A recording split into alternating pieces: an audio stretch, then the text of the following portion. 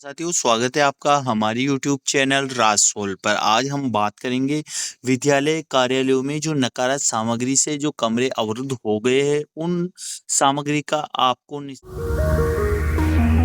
कराना है। यानी कि नकारा सामान का निस्तारण आपको कैसे कराना है, क्या रहेगी पूरी प्रक्रिया, किस प्रकार आपको प्रपत्र 5 और प्रपत्र 6 भरना है, किस प्रकार आपको निरीक्षण कमेटी का गठन करना है, किस प्रकार आपको विक्रय कमेटी का गठन करना है, किस प्रकार आपको को नकारा सामान की आयु निर्धारण करना है। पूरी जानकारी मैं आपको इस वीडियो में दूंगा और पूरे चरण आपको बताऊंगा कि किस प्रकार आपको नकारा सामग्री निस्तारण करवाना है। इससे पहले अगर आप चैनल पे नए हैं और अभी तक आपने हमारे चैनल को सब्सक्राइब नहीं किया है तो चैनल को सब्सक्राइब जरूर करें, जिससे सबसे पहले और सबसे सटीक जानकारी आप तक पहुंच सके। तो कार्यालय निदेशक प्रारंभिक शिक्षा राजस्थान बीकानेर द्वारा सभी जिला शिक्षा अधिकारी, मुख्य प्रारंभिक शिक्षा और माध्यमिक शिक्षा को आदेशित किया गया है कि जो भी आपके विद्यालय कार्यालयों में नकारा सामग्री है, उनसे जो कमरे अवरुद्ध है, उनका निस्तारण किया जाना सुनिश्चित करें। तो किस प्रकार आपको नकारा सामग्री का निस्तारण करना है।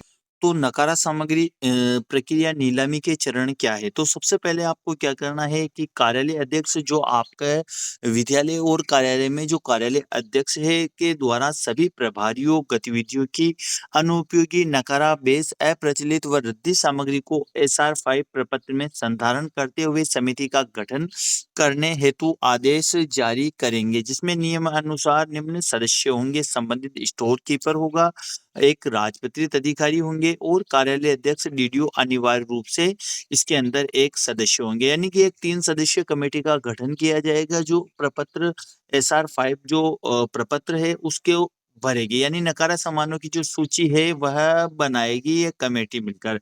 इसके बाद में अनुपयोगी घोषित करने से पूर्व उस वस्तु के उपयोग की न्यूनतम अवधि को ध्यान में रखेंगे जो परिशिष्टिक हमें दे रखी है। यानी आगे मैं आपको बताऊंगा कि कौन से सामान की कितनी आयु है, उसके बाद ही आप उन सामानों को निस्तारण कर पाओगे। यानी कि उसकी प्रपत्र जो एसआर 5 है उसके अंदर उसके एंट्री आप कर पाओगे। उसके बाद में आपको अनुपयोगी सामग्री के लिए निरीक्षण समिति का गठन करना होगा, जिसमें निम्नानुसार सदस्य होंगे। यानी कि राजपत्रित अधिकारी होगा, स्टोर कीपर होगा, लेखाकर्मी होंगे और कार्यालय अध्यक्ष होंगे। यानी कि इसके बाद में यानी सबसे पहले तो को संधारण करने हेतु एक समिति का गठन होगा, उसके बाद में निरीक्षण समिति का गठन होगा। यानी कि एसआर 5 तैयार करने के लिए यह समिति रहेगी। उसके बाद में एसआर 5 जो आपने तैयार किया है उसका निरीक्षण करने के लिए यह कमेटी गठित की जाएगी, जिसके द्वारा समिति द्वारा सामग्री का निरीक्षण किया जाकर निरीक्षण रिपोर्ट प्रपत्र एसआर 6 में प्रविष्ट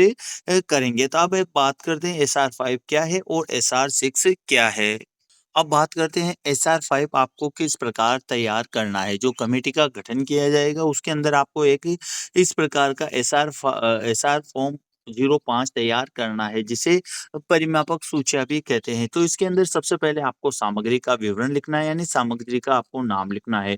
स्टॉक रजिस्टर की पृष्ठ संख्या लिखनी है जिस पर यह सामग्री अंकित है। उसके बाद में सामान का विवरण लिखना है। जैसे जो भी सामग्री है उसका विवरण आपको यहाँ लिखना है। सामान क्रय करने का वर्ष और दिनांक यहाँ लिखनी है। सामान का क्रय मूल्य अनुमानित यहाँ पर लिखना है। जैसे जो भी क्रय मूल्य है जो आपने उस समय खरीदा था उसका अनुमानित क्रय मूल्य यहाँ पर लिखना है। सामान किन परिस्थितियों में अनुपयोगी अप्रचलित हुआ है, यानी कि कौन सी परिस्थितियाँ थी, जैसे कि पूरा ज्यादा समय हो गया, खराब हो गया है, ज्यादा बारिश के कारण हो गया है या टूटने के कारण हो गया। जो भी परिस्थिति है वह यहाँ पर लिखना है। फिर सामान की वर्तमान स्थिति में अनुपयोगी है या उपयोगी है या अनुपयोगी यहाँ पर लिखना है। फिर सामान की अनुमानित राशि जो वसूली की जा सके, यानी कि जो आप बेच रहे हो जिस राशि को आपको यहाँ पर लिखना है कि अनुमानित किस राशि में आप उनको बेचना चाह रहे हो। फिर सामान के निस्तारण हेतु समिति के सुझाव क्या है, जो समिति है उसके सुझाव यहाँ पर लिखना है। फिर विशेष विवरण यहाँ लिखना है। तो इस प्रकार आपको एसआर फॉर्म 405 कंप्लीट कर लेना है। एसआर 5 परिमापक सूचियाँ जब आप कंप्लीट हो जाए तो आपके जो विद्यालय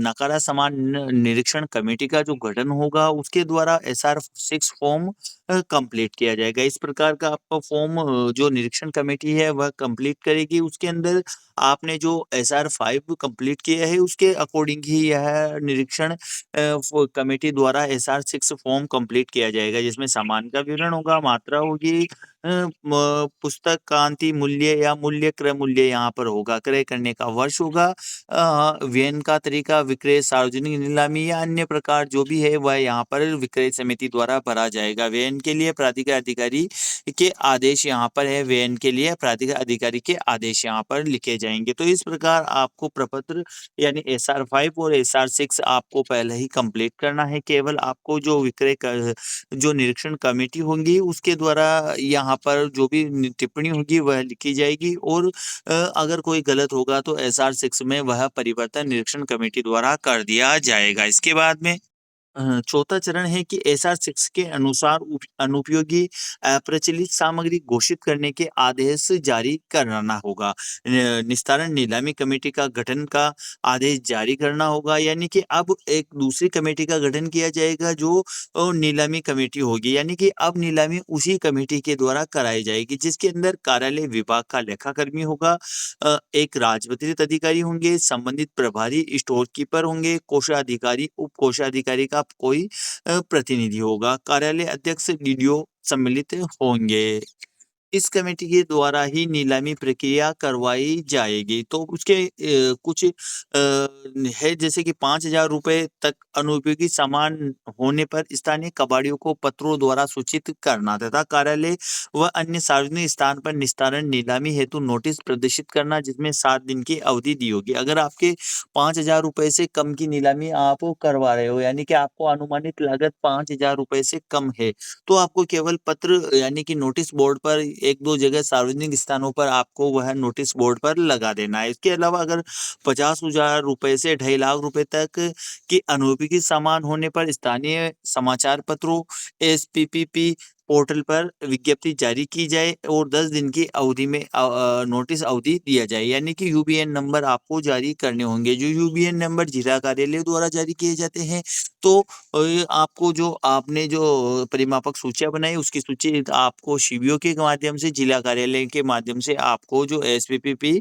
पोर्टल है उसके ऊपर विज्ञप्ति जारी करवाया जाना सुनिश्चित करना है। तो 50,000 रुपए तक के अगर आपके पास में सामग्री है तो केवल आपको पत्रों के द्वारा ही सूचित करना है, और अगर 50,000 से 2.5 लाख रुपए तक है तो आपको एसपीपीबी पोर्टल पर उसकी विज्ञप्ति जारी करवाना होगा नकारा सामग्री की।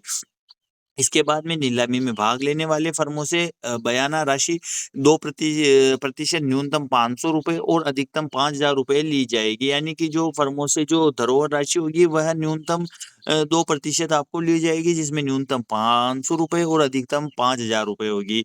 अधिकतम बोलीदाता जिसके नाम बोली छोड़ी जाती है उससे 25% राशि उसी समय तथा शेष राशि माल सुपुर्द करते समय ली जाएगी।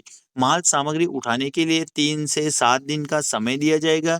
अन्य बोलीदाताओं की धरोहर राशि उसी दिन लौटा दी जाएगी। जो अन्य बोलीदाता है जिसके नीलामी नहीं छूटी है उनकी धरोहर राशि उसी दिन लौटा दी जाएगी। नीलामी राशि का नियत वस्तु व सेवा कर बोलीदाता द्वारा चालान से जमा कराया जाकर चालान की एक प्रति प्राप्ति की जाएगी। नीलामी से प्राप्त राशि अगले दिन चालान द्वारा राजकोष में निर्धारित बजट मध्य आमद में जमा करवा दी जाए। नीलामी के पश्चात विक्रय लेखा प्रपत्र एसआर 7 में तैयार किया जाएगा।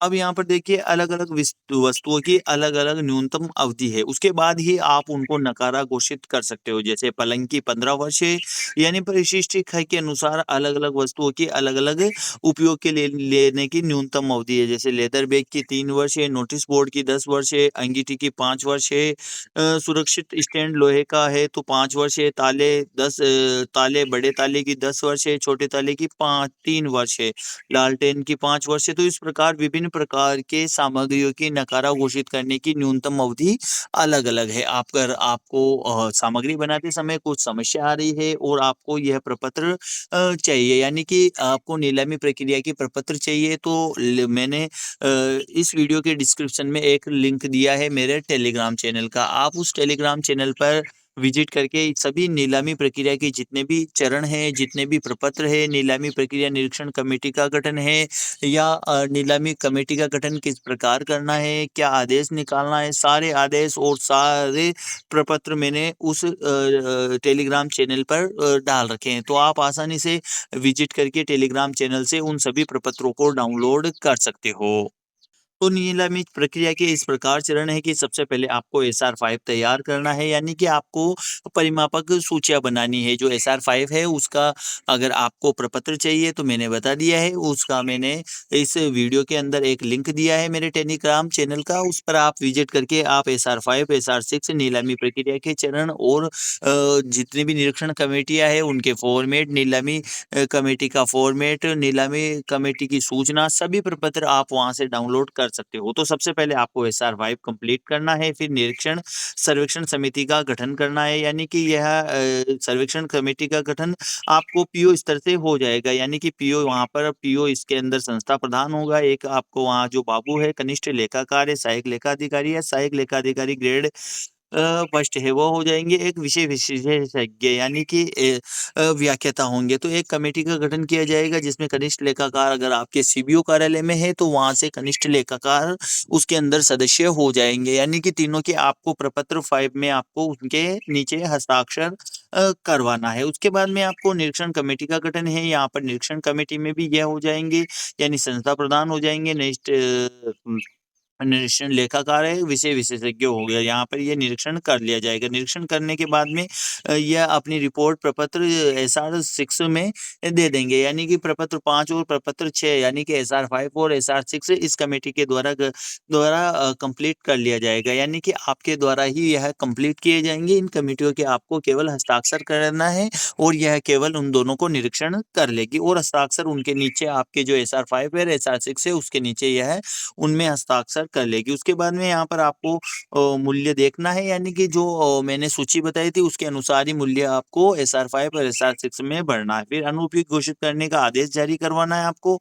इसके अंतर्गत आदेश में आपको क्या है कि 50,000 रुपए तक आप केवल पत्रों के द्वारा नोटिस बोर्ड पर चस्पा कर सकते हो। 50,000 से 2.5 लाख रुपए तक में आप यूबीएन नंबर आपको जारी करना है, एसपीपीबी पोर्टल पर आपको विज्ञप्ति जारी करवानी है और आपको स्थानीय समाचार पत्र में देना है। अगर 2.5 लाख रुपए से ज्यादा है और 10 लाख रुपए तक है तो आपको राज्य स्तरीय समाचार पत्र में इसकी विज्ञप्ति जारी करवानी है, जो व्ययन समिति का गठन कर यह जारी करवाना है। इसके बाद में आपको नीलामी का प्रचार करना है, जैसे कि 50,000 रुपए तक है तो 7 दिन के अंदर 7 दिन बाद आपको नीलामी करवानी है, और 50,000 से 2.5 लाख रुपए तक है तो 10 दिन के बाद में आपको नीलामी करवानी है। और यहाँ पर आपको जैसे समस्त क्षेत्रीय उपखंडीय खंडीय मुख्यालय के नोटिस बोर्ड पर चस्पा कराना है, एक क्षेत्रीय राज्य स्तरीय समाचार पत्र में इसका संस्करण निकलवाना है। इसके बाद में आपको क्या करना है, अमानत राशि जमानत करवानी है। जितने भी कबाड़ी आपके पास में आते हैं या नीलामी में भाग लेने वाले आते हैं उनकी से आपको नीलामी की राशि जमा करानी है। फिर विक्रय लेखा SR7 आपको तैयार करना है, यानी कि SR7 केवल उस समय तैयार किया जाएगा जब बोली लगाई जाएगी, उस समय यह तैयार किया जाएगा। अब जिसकी भी ज्यादा बोली छूटेगी उसको आपको नीलाम वस्तुओं को नीलाम कर देना है। तो इस प्रकार आप इन चरण को अपनाकर आपके विद्यालय में जो नकारा सामग्री है, कार्यालय में जो नकारा सामग्री है, उनका आप निस्तारण करवा सकते हो। अगर जानकारी अच्छी लगी तो वीडियो को लाइक करें, शेयर करें और चैनल को सब्सक्राइब जरूर करें। अगर फिर भी आपकी कोई समस्या है तो आप डिस्क्रिप्शन वीडियो के कमेंट बॉक्स में आप जरूर लिखें, तो आपकी समस्या का समाधान किया जाएगा। धन्यवाद।